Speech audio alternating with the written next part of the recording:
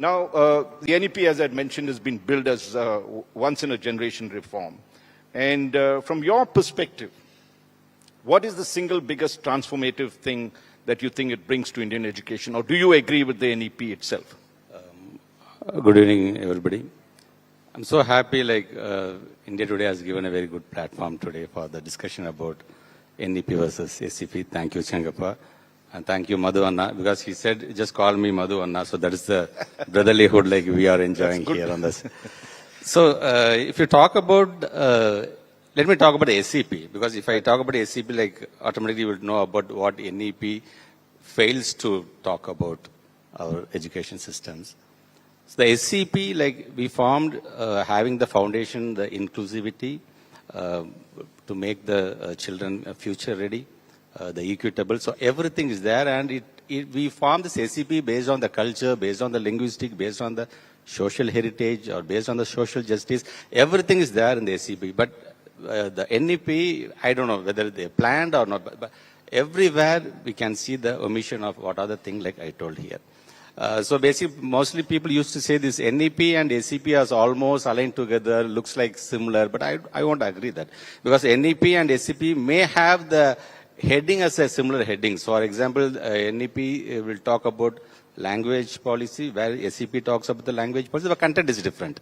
And language policy, if you talk, they are talking about a 3-language policy, and our ACP talks about a 2-language policy. I think it's more than enough, because thinking and conceiving ideas in our own mother tongue, and we want to make it as a global, English is more than enough. So there should not be any compulsion on the language side. I'm just taking on the language. No, that's a very good point. I'm glad I was trying to keep it for a little more and get into the NEP first, but one of the big controversies has been that Tamil Nadu has opposed the three-language formula, calling it a backdoor attempt to impose Hindi.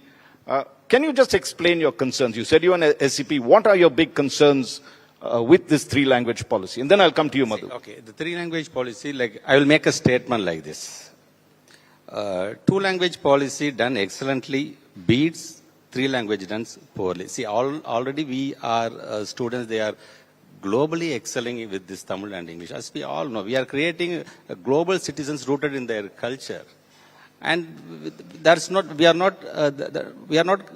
have confused polyglots with struggling with the basics. So this is our main stand on the 3-language policy.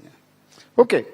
Madhu, why don't you take this question about Karnataka has also faced some tensions around language policy, for instance, balancing Kannada with English medium education. So how do you reconcile local identity with global competitiveness? Okay, thank you very much, Mr. Changappa. And call me Raj, since you're saying. and thanks to Mr. Mahesh also. It's nice to be in the neighboring state and with a common interest, especially where we would like to have our own state education policy against an ideologically based system which is there. We want our children to be taught by the teachers, not by ideology. So that is very important. Teachers have to teach the children. And now we have just accepted a report from ACP, chaired by Mr. Thorat. Now there will be a subcommittee, most probably. Our Honorable Chief Minister will put the system in place. And very soon for next academic year, we want to come into ACP also. And one more thing is, this is if I'm sitting here as a minister, and if our state government is ruled by Congress party, right. It was a manifesto commitment what we had given the voters, and I was a manifesto vice chairman also during 2023. And right. We have to honor that for the value what our state voters have done for us. So we have to do that, and keeping regional.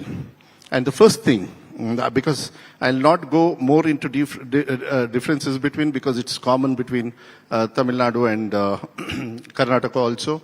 The first thing we had said in our manifesto also, we are going to remove saffronization of textbook. So the first signature as the education minister, I'm very proud that I did was removed saffronize of children, because it doesn't run on any Congress ideology or BJP ideology and thing. Children should be taught the way they are supposed to be, and they have to be the citizen of this country. That is very important for our future, which we are sitting here. That's what Baba Sahib Ambedkar has given. If you want to value that, you have to go by that. There is a book written. It's a multilingual, multi-religion, multi-caste system, multi-states, federal system is there.